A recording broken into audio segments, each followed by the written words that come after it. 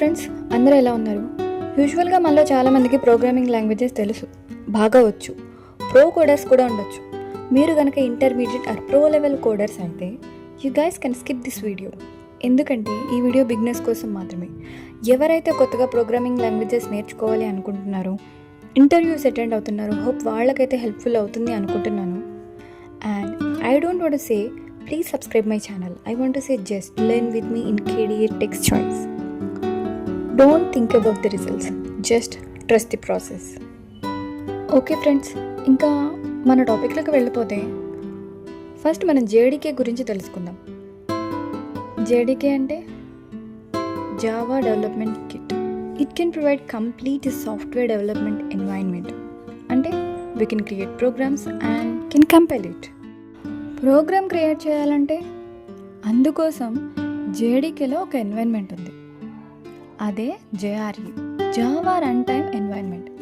Okay, మరి compile చేయాలంటే development tools like compilers, debuggers అలా అనమాట. So we can say that it's a combination of JRE and development tools. Okay, then what is JRE? మనం programming లాంగ్వేజ్ని నేర్చుకోవడానికి let's say Java, మనకు ఒక environment కావాలి, అదే జేఆర్ఈ. ఈ ఎన్వైరన్మెంట్లో ఏముంటుంది?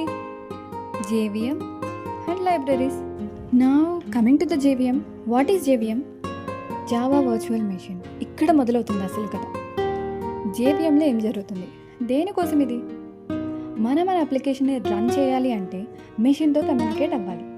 But machine cannot understand human language. It will understand machine language. అసలు జేవిఎంలో ఏం జరుగుతుంది? ముందు మనం మెషిన్తో కమ్యూనికేట్ అవ్వాలంటే మనకి మెషిన్ కోడ్ కావాలి.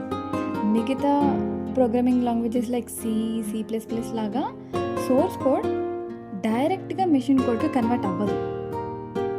ఇక్కడ జావాలో ఏం జరుగుతుంది అంటే మన సోర్స్ కోడ్ అంటే మన జావా కోడ్ ఏదైతే ఉందో అది ఫస్ట్ బైట్ కోడ్గా కన్వర్ట్ అవుతుంది. అలా కన్వర్ట్ అవ్వాలంటే ఇక్కడ మనకు ఒక ట్రాన్స్లేటర్ కావాలి. ఆ ట్రాన్స్లేటరే కంపైలర్. ఇప్పుడు మన సోర్స్ కోడ్ వన్స్ కంపైల్ అయిన తర్వాత అంటే బైట్ కోడ్కి కన్వర్ట్ అయిన తర్వాత అది మెషిన్ కోడ్గా కన్వర్ట్ అవ్వాలి. ఆ పని చేసేదే జేవిఎం. సో జేవిఎం బైట్ కోడ్ని మెషిన్ కోడ్గా కన్వర్ట్ చేస్తుంది. సో అందుకనే దీన్ని ఇంటర్ప్రిటర్ అని కూడా అంటారు.